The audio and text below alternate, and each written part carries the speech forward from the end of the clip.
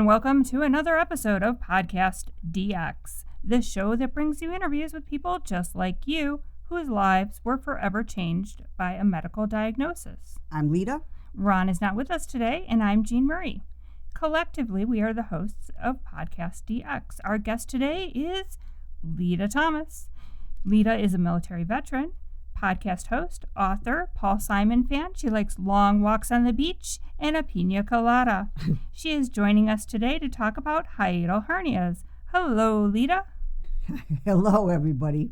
Hi, Mom. All right, so thank you for taking the time to join us today. Can you tell us what is a hiatal hernia? Well, I'm going to be giving you sound effects in between here because I'm having a kind of a rough day, and one of my unusual symptoms, oh, now I get hiccups and burping. Great. Is hiccups and burping. Okay, well, I can fill in the folks. According to the Mayo Clinic, a hiatal hernia occurs when the upper part of your stomach bulges through the large muscle separating your abdomen and chest, known as the diaphragm. Your diaphragm has a small opening, or hiatus, through which your food tube, or esophagus, passes before connecting to your stomach. A hiatal hernia occurs when the stomach pushes up through that opening and into your chest cavity. A small hiatal hernia usually doesn't actually cause any problems and does not require any repairs. However, you may actually not even know that you have it. And they might discover it when they're looking for something else. But a large hiatal hernia like Lita's can allow food and acid back up into your esophagus, leading to heartburn. Self-care measures or medications might help relieve these symptoms. However, a very large hiatal hernia like Lita's might require surgery. And what actually causes a hiatal hernia, Lita? I will try to talk now. Okay. I'll try.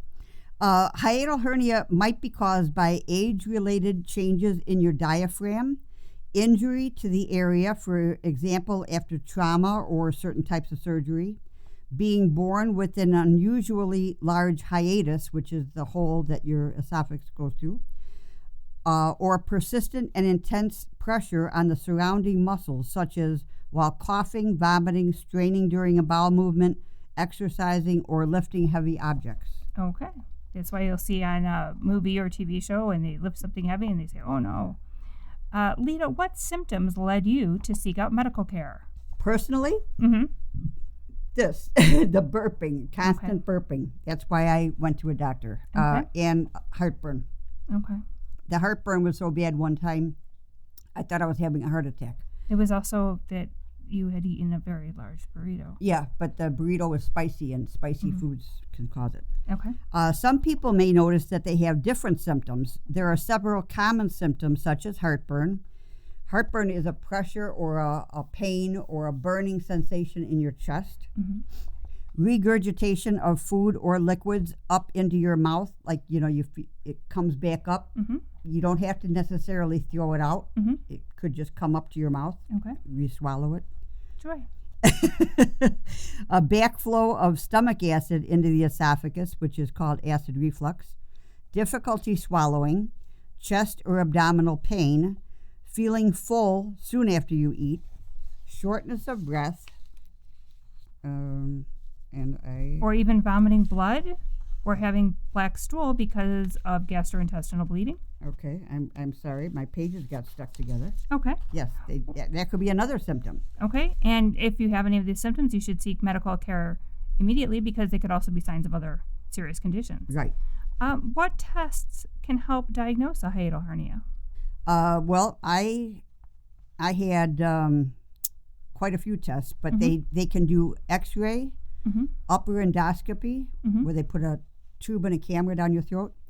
Esophageal manometry, which they put a balloon down your throat and measure pressure in your esophagus. Okay. An MRI and a pH study, and I had all of those. Wow. And how have you and your healthcare team decided to treat your condition? Well, initially I was taking antacids like Tums, over-the-counter stuff. However, I was careful taking them because they can affect your kidneys, and since I already shared my spare and I only have one left, I got to be careful. Okay. Then I was prescribed acid-reducing medications and proton pump inhibitors. I've also made several lifestyle changes, such as eating several small meals throughout the day, walking, hitting the gym. And when I say hitting the gym, I don't really exercise profusely anymore, but I do a recumbent machine where I can pedal on a recumbent bike. Limiting my intake of tomato sauce, spicy food, mint, foods that are high in fat, alcohol, caffeine, chocolate. I also had to give up carbonated beverages. What's left? Milk. Milk is left. Okay. But not chocolate milk, because you got to give up chocolate.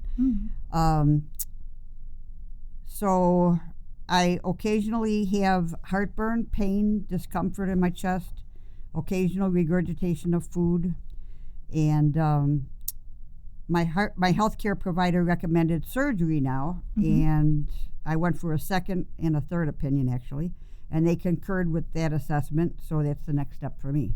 And Mom, I understand that when you were having all of these tests run to try and diagnose your condition, they noticed a few other issues. Can you tell us more about that? I guess during the MRI, they noticed that I have a large number of gallstones. And while I'm under anesthesia and in the operating room for the hiatal hernia repair, another surgeon is going to be removing my gallbladder. Okay. And the results of my esophageal motility test showed that my esophagus is not working properly. Oh, I'm sorry to hear that. How common are hiatal hernias? As you get older, they do become more common.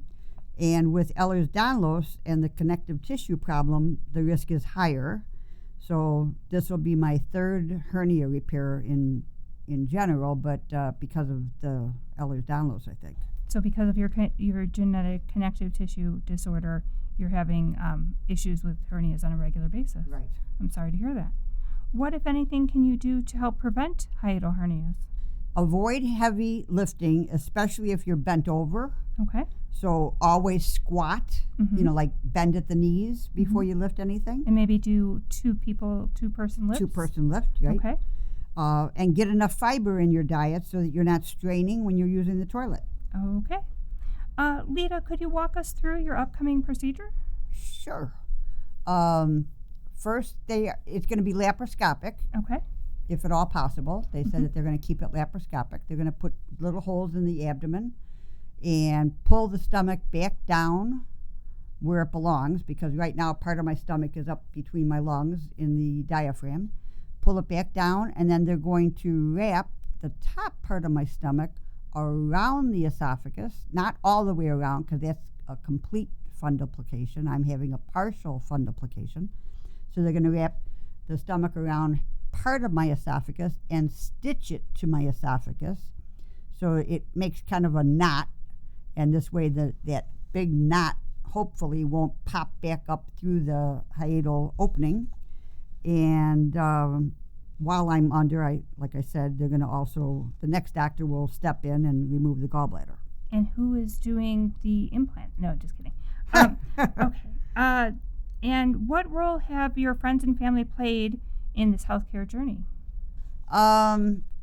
Well, they've encouraged me to keep going and keep getting answers, and they go with me to visits and stuff, and they support me emotionally and let me know, that it's okay and we can get through this.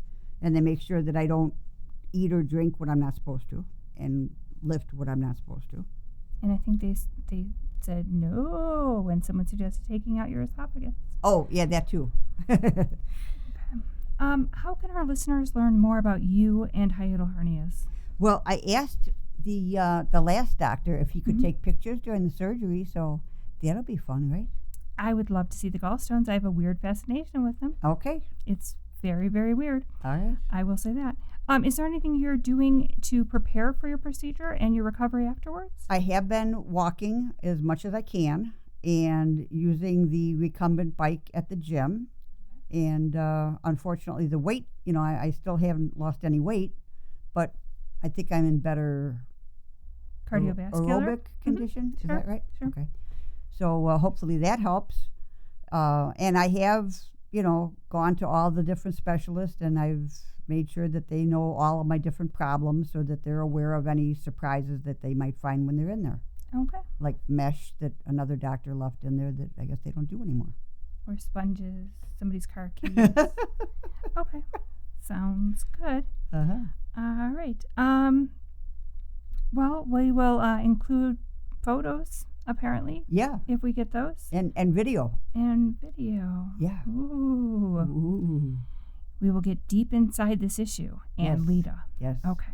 Well, thank you for sharing your story with us, Mom. Mhm. I know this was short, but Short but sweet. my stomach is kind of like acting up today. So, but we'll do a follow up after the surgery. How's that? That sounds great. Okay. Well, thank you so much for joining us today. If our listeners have any questions or comments related to today's show, they can contact us at podcastdx@yahoo.com or through our website, podcastdx.com, on Facebook, Twitter, Pinterest, Instagram, TikTok. Really, we're everywhere. Yes, we are. And we're if you watching you. No, we're not. No, we're not watching you. If you have a moment to spare, please give us a 5-star review wherever you get your podcast. As always, please keep in mind that this podcast is not intended to be a substitute for professional medical advice, diagnosis, or treatment. Always seek the advice of your physician or other qualified healthcare provider with any questions you may have regarding a medical condition or treatment, and before undertaking a new healthcare regime, and never disregard professional medical advice or delay in seeking it because of something you've heard on this podcast. Thanks for listening.